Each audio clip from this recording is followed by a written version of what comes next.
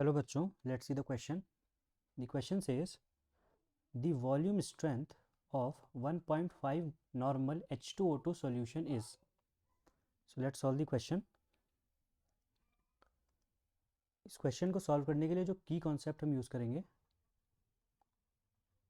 वो की कॉन्सेप्ट है वॉल्यूम स्ट्रेंथ ऑफ H2O2.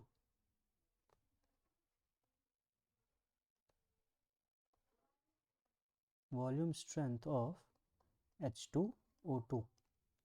यहाँ पे हमें क्या आ गया कि 1.5, जिसको आप देख लेंगे 1.5 नॉर्मल H2O2 सॉल्यूशन का वॉल्यूम स्ट्रेंथ हमें बताना है. So what is volume strength of H2O2? Volume strength of H2O2 means volume of O2 at normal temperature and pressure that one volume of H2O2 gives on heating.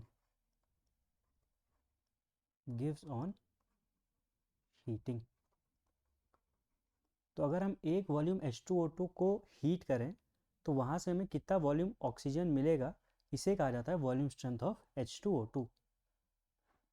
तो volume strength of H2O2 को calculate करने का एक direct formula है, वो है volume strength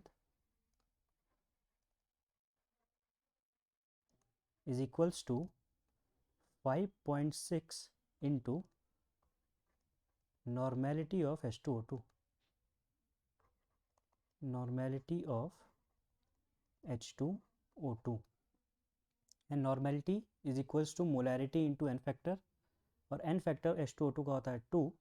तो यही फार्मूला बन जाता है 5.6 इंटू 2 इंटू मोलारिटी ऑफ